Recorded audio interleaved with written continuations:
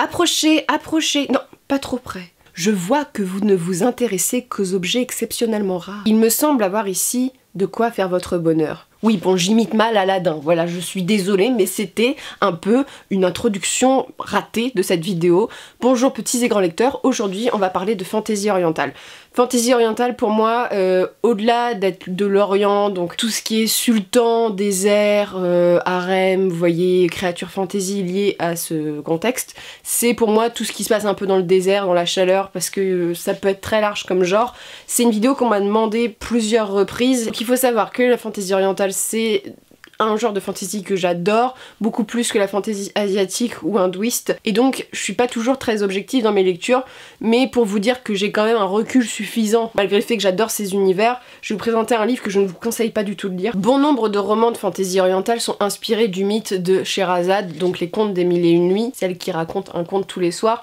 Je vous les conseille de lire ces contes des mille et une nuits, je les ai lus en lettres et c'est passionnant. Et c'est un livre qui s'appelle donc Captive, les nuits de Scheherazade de René Adiet. Alors je n'ai aucune base en langue arabe, donc voilà, je vais pas me casser la tête à prononcer des noms que je ne sais pas prononcer, donc c'est chez Hachette. Simplement c'est la reprise du mythe de Scheherazade, une jeune fille va raconter des contes à un calife, faut savoir que ce calife il tue depuis des années des jeunes femmes parce qu'il n'arrive pas à trouver celle qu'il a besoin de trouver, et donc toutes les nuits il en tue une, il tue même la meilleure amie de Scheherazade qui décide de se venger. Le problème c'est que ce livre est totalement un livre qui est du syndrome de Stockholm. On est totalement dans ce cliché-là, et c'est un syndrome qu'on a trop vu en littérature, et voilà, je trouve que c'est assez malsain, que le récit est assez malsain, c'est niais, et du genre le mec tue des femmes tout le temps, et même si on lui trouve une justification, ta pomme ou la pomme de quelque chose d'autre ne justifie pas le fait que tu es obligé de tuer des centaines d'êtres humains, et il faudrait peut-être ressentir un peu de dégoût pour les gens qui tuent des femmes comme ça. Bah, ça a pas l'air de gêner l'héroïne principale, bref, c'est un récit que je vous conseille pas et qui a pas trop plu quand il est sorti, il faut dire, je suis pas la seule à le penser. Par contre, il y a beaucoup de récits jeunesse young adulte de fantasy orientale que j'aime et je vais vous en présenter plusieurs. Je pense que le premier que je vais vous présenter c'est le Faiseur de rêves. Alors le Faiseur de rêves il est pas totalement oriental parce que je trouve qu'il est inspiré par l'Orient et par l'hindouisme, dans le sens qu'on suit Laszlo qui est plutôt un jeune homme à la peau assez mate, qui vit dans le désert. C'est un bébé qu'on a retrouvé dans le désert qui est accueilli dans une ville où il va devenir un peu bibliothécaire, il va travailler pour le savoir. Il va faire partie d'une campagne à la recherche d'une ville qui est dans les contes. Ils arrivent dans une ville, voilà, ça traverse des déserts. Là-bas, on leur raconte l'histoire qu'il y avait une ville où des dieux habitaient et qu'il y a eu le tueur de dieux qui est intervenu et qui a massacré tous les dieux. Et voilà, depuis il n'y a plus de dieux. Sauf que le jeune homme, il s'endort toutes les nuits et qu'il rencontre une jeune fille à la peau bleue dont il tombe amoureux. C'est simplement ça le pitch de départ. C'est une super série, surtout le tome 1 est sublime. La fin est une des fins les plus époustouflante et qui m'a brisé tellement le cœur. Franchement, ce premier tome est magique, c'est une plume qui est hyper poétique. Le deuxième est plus what the fuck et un peu moins bon je trouve, et personnellement ça m'a pas emmené là où je voulais. En plus c'est un récit qui est oriental dans le sens que c'est très sensuel, c'est pas du tout voyeuriste mais c'est très délicat, on est dans les touchés, dans les... Il y a vraiment dégage une sensualité très délicate que j'ai beaucoup aimé dans le roman et que je vous conseille pour ça. Deuxième roman que je vous conseille en young adulte fantasy orientale, il s'agit de Rebelle du désert de Aylwin Hamilton, donc c'est chez PKJ. C'est l'histoire d'une jeune fille qui s'appelle Amina, et Amina vit donc dans le désert avec sa famille, seulement son oncle, et parce qu'en fait ses parents sont morts, elle n'a pas d'autre famille, elle va être obligée d'épouser un homme qu'elle ne veut pas épouser, elle a 16 ans je crois, et un peu pour sortir de là, elle participe à un concours de pistoleros, j'appelle ça, mais de... Voilà, elle tire au pistolet et voilà, c'est un peu pour gagner sa liberté. Et elle veut surtout rejoindre sa tante dans une ville très éloignée. Et bah, elle va rencontrer un jeune homme, je vous dis pas qui c'est, mais voilà, on va l'appeler la bandit aux yeux bleus parce qu'elle a la particularité d'avoir les yeux bleus. C'est un récit qui est hyper intéressant et je trouve qu'il se complexifie avec le temps. Dans le tome 2, c'est vraiment... Alors dans le tome 1, c'est un peu oriental, il y a le désert, tout ça, mais dans le tome 2, il y a une histoire qui se passe dans un harem avec le sultan, on a la mise en position des djinns, qui sont des créatures que j'adore. Bref, c'est une série, j'ai lu que les 2 premiers tomes, il faut absolument que je lise le 3e. Et franchement, ça se lit très vite, c'est vraiment pas compliqué à lire. Et peut-être pour commencer, la fantaisie orientale, ça peut être sympa. Mais celui que j'ai adoré en fantaisie orientale, mon préféré, et que j'ai lu les 2 premiers tomes, parce que le 3e, l'éditeur a décidé, que ce soit en Angleterre et en France, de changer les couvertures pour correspondre un peu plus au goût de l'auteur, sauf que moi personnellement je trouve que les nouvelles couvertures sont affreuses. J'ai lu le premier tome en anglais, j'ai lu le deuxième tome en français, et en français ils ont totalement cassé la charte graphique éditoriale et ça me bloque. Chacun ses problèmes on peut dire, mais donc c'est Humber in the Ashes de Sabaa Tahir qui a fait un plutôt gros succès. Donc moi je l'ai lu je crois avant qu'il sorte en français. Et en fait c'est l'histoire d'une jeune fille qui s'appelle Laia, elle vit chez ses grands-parents. Voilà, pas de nouvelles de ses parents avec son frère. Ils vont être assassinés brutalement du jour au lendemain, son frère va être kidnappé et Laia en fait elle a eu accès au savoir d'une certaine manière. Elle fait partie de la classe de ceux qui n'ont pas le droit de se cultiver, qui sont un peu mis en esclavage quoi, c'est un peu les souillons de cette société. Et elle va devoir travailler chez la commandante, donc un peu celle qui régit les armées, la classe des armées très populaire. Donc on suit Laia et on suit le fils de la commandante qui doit faire ses preuves mais ça va être compliqué. C'est un récit que j'adore parce qu'il y a une histoire d'amour mais pas comme vous le pensez, c'est-à-dire que dans le tome 2, tu ne sais absolument pas avec quel personnage va finir avec quel personnage. C'est tellement complexe, c'est en mode mais arrêtez, voilà. C'est un récit que j'ai trouvé palpitant parce qu'on voyage beaucoup et que la figure du djinn, qui est une de mes figures fantasy préférées, est très bien représentée. Le djinn, il faut savoir que c'est une créature du mythe oriental, de la religion musulmane, et qui est encore très importante dans ces religions-là. Il y a beaucoup de musulmans qui croient en ces créatures. Le djinn, il peut être positif ou négatif, c'est quelque chose, voilà, il y a beaucoup de musulmans qui rigolent pas avec cette figure-là, et là, à ce que j'ai compris, c'est plutôt respectueux de ce que la religion musulmane décrit du djinn, et c'est passionnant, franchement c'est un récit.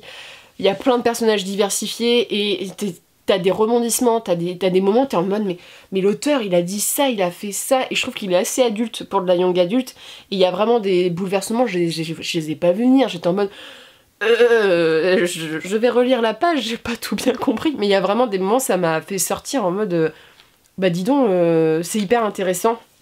Et c'est ce que j'aime bien, c'est que tu sais pas comment va se finir. Tu vois, dans le troisième tome, je n'ai aucune idée de comment va se finir l'histoire, mais je vais me forcer à acheter, même s'il est moche le livre, mais l'histoire était tellement palpitante qu'en young adulte, je trouve que c'est le meilleur, et je vous conseille de le lire. Je pense que ça peut vous plaire, et c'est un récit qui a plutôt plu, je crois. Là, on va passer à des lectures un peu plus adultes. Alors, vous allez croire que j'ai des actions chez Brajlon, mais en fait, en fantasy orientale, il n'y a que chez eux. J'ai lu de la fantasy orientale, j'ai lu des livres qui était plutôt historique avec de l'Orient, mais donc le premier, on va présenter le petit Robert, mais vous le connaissez Robert, il est déjà présent sur la chaîne plusieurs fois. Donc c'est Robert Jordan, l'auteur de La Roue du Temps, qui a écrit Le Guerrier des Altaïs. Des Altaïs, moi je préfère dire Altaïs. Le Guerrier des Altaïs, c'est un livre qui est récemment publié, c'est son premier roman il me semble, donc avant La Roue du Temps. Il faut savoir que Robert Jordan, il a eu deux inspirations, comme beaucoup d'auteurs à son époque. Pour La Roue du Temps, il s'est énormément inspiré de Tolkien, parce que c'est de la fantasy. Par contre, je trouve que dans celui-ci, il s'est beaucoup plus inspiré de Howard avec Conan, donc ce côté un peu barbare, sable, désert, bref. C'est vraiment cette image dont il s'est inspiré. Donc c'est un récit qui a été en demi-teinte, mais que je vous conseille parce que je pense qu'il est important à lire, et que si vous aimez la littérature barbare, là, un petit peu de côté désertique, qui rapproche de l'Orient, ça peut vous plaire. En fait, vous suivez Wulfgar, très très beau nom, Wulfgar, qui est guerrier et qui va un peu chercher la mouise auprès de deux femmes très importantes, et il rencontre sur son passage une jeune fille qui a l'air de venir d'un autre temps, d'un autre espace, et voilà, il a besoin d'elle un peu pour affronter ces forces-là. C'est un récit donc que j'ai beaucoup aimé parce que c'est tout ce qui est côté barbare, on voyage, il y a du désert, il y a des combats, c'est palpitant.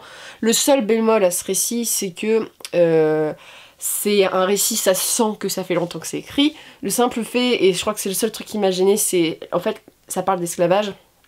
J'ai aucun problème avec les livres qui parlent d'esclavage. Par contre, je n'ai pas vu la critique de l'esclavage dedans, tu vois ? C'est la différence. Donc je l'ai pas trouvé. Il y a une seule fois où le personnage émet une nuance là-dessus, mais c'est vrai que souvent dans le récit on te répète que bah t'as ce statut-là, en plus c'est en esclavage, c'est que des femmes en général, et c'est un honneur d'être un esclave, alors déjà en mode bon, et on te le répète et c'est quelque chose de normal, c'est quelque chose de normalisé dans le récit.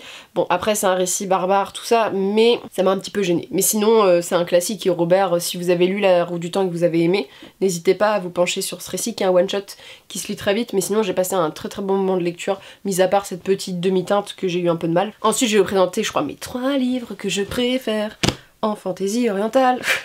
Celui-ci, j'ai pas encore lu la suite et le problème c'est qu'il n'est disponible qu'en occasion et qu'il est très cher en occasion. C'est donc Magali Segura, Le Prix d'Alaya, qui a été une grosse découverte parce que c'est un livre qui était dans ma palle depuis des années et qui était un peu en mode bon, les couvertures sont un peu vieillottes, je le voyais souvent en occasion. En général, c'est pas terrible si un livre est trop en occasion, c'est qu'il a pas trop plu ou qu'on a facilité à le revendre. Je l'ai lu et je me suis pris une claque parce que ce récit est une petite perle. En fait, on suit un postulat qui est très différent de ce qu'on suit en fantasy d'habitude. On suit l'après, c'est-à-dire qu'il y a eu une quête avec des héros, une élue qui a sauvé le monde. Sauf que cet élu, au lieu d'être érigé, on ne lui a pas fait une petite statue au milieu des rues et tout le monde fait pas « Oh mon dieu, c'est Harry Potter !» Tu vois, on n'est pas sur ce genre d'élu-là. Et donc cette fille, elle a disparu du jour au lendemain. Le guerrier avec qui elle entretenait des petites amourettes a fait croire à sa disparition parce qu'elle le souhaitait. Bref, tout le monde l'a oublié et on vit dans un monde où il y a des sorciers mineurs ou majeurs. Cette jeune fille est une sorcière mineure, ce qui fait qu'elle doit répondre à un majeur. Et les sorciers majeurs sont des véritables sadiques, c'est pour ça qu'elle est partie et qu'elle a effacé totalement sa présence. Et que si elle annonçait que c'était une sorcière mineure qui avait sauvé le monde, ça aurait bouleversé le monde entier et ça aurait créé des problèmes, des guerres civiles, bref, ça aurait été le bordel, c'est pour ça aussi qu'elle a disparu. Sauf que vous vous doutez bien qu'avec le petit monsieur, bah, elle a fait un enfant. C'est le petit garçon sur la couverture. Et voilà, on suit sa vie, et cet enfant, elle va devoir partir pour une raison. Et tu sais, comme tous les gosses, tu leur dis « fais rien, reste là, ne me suis pas », bah l'autre blandu, il est parti. Et donc il va rejoindre la ville et retrouver son père. Je vous laisse ce postulat-là parce qu'il y a plein de choses, ça c'est le début du récit. Wow, c'était terrible, c'est vraiment, j'ai adoré ce récit parce que je pense que la force, c'est le fait que c'est hyper original. Qu'on part d'un postulat très différent, que ça se passe dans le désert, qu'il y a beaucoup de créatures inventées et que j'aime beaucoup, que le personnage féminin principal est génial, et que l'univers est super bien construit, et que le personnage masculin est super intéressant, et que j'ai tellement envie de lire le tome 2, parce qu'à la fin du tome 1, tu te dis « Ah, faut que j'ai le tome 2 !» Sauf que le tome 2, en occasion, il était cher.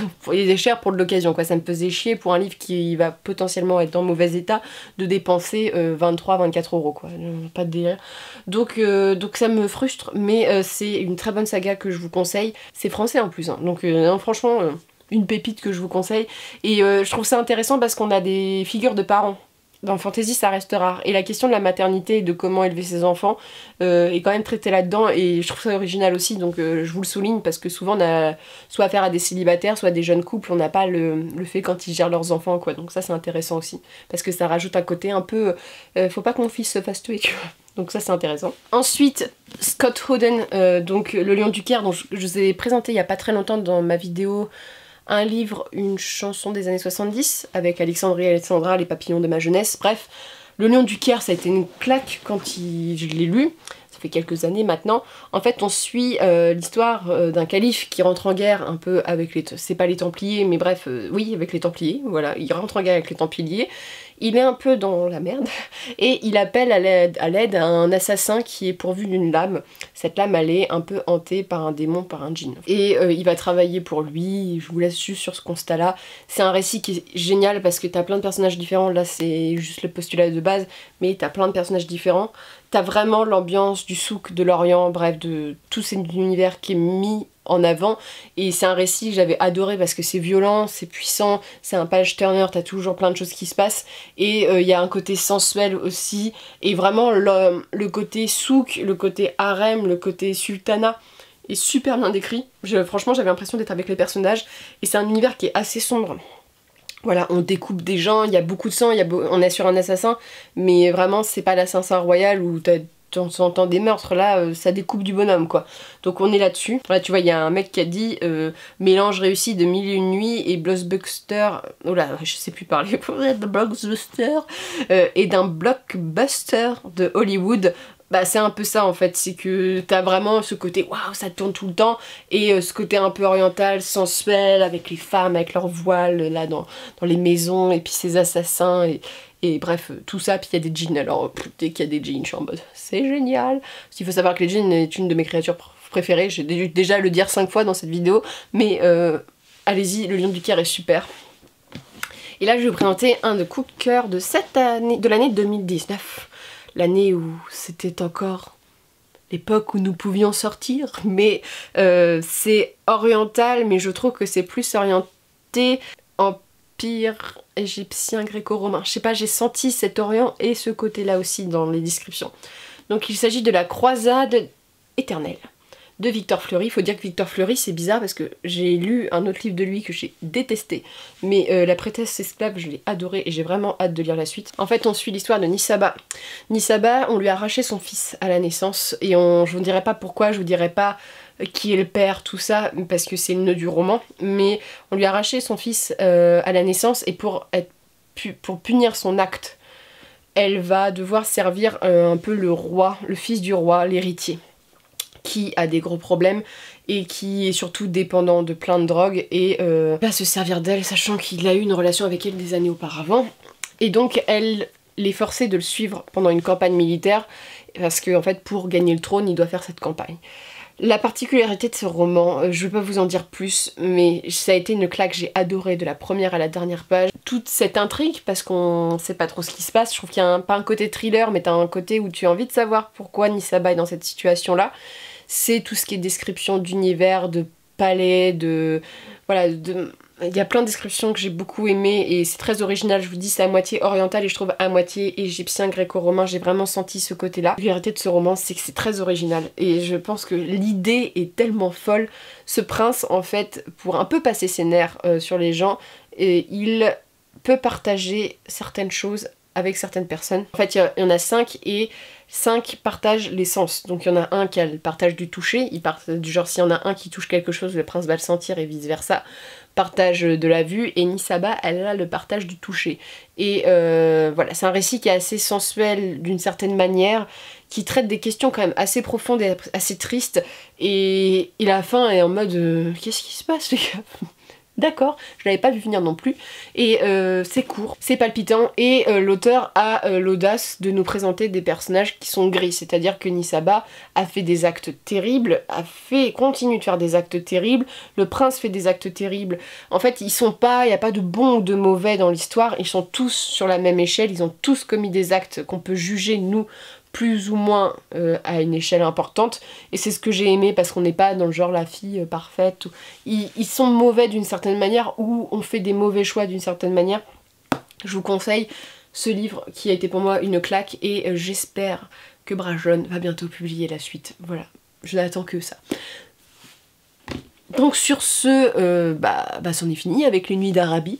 Voilà, j'espère que cette vidéo vous aura plu. Je veux partir sur une palle lisse à la fin du confinement et acheter uniquement des choses. J'ai envie d'aller en librairie, de me poser, de regarder, de lire des quatrièmes et de me laisser couler à l'instinct, tu vois, comme ça.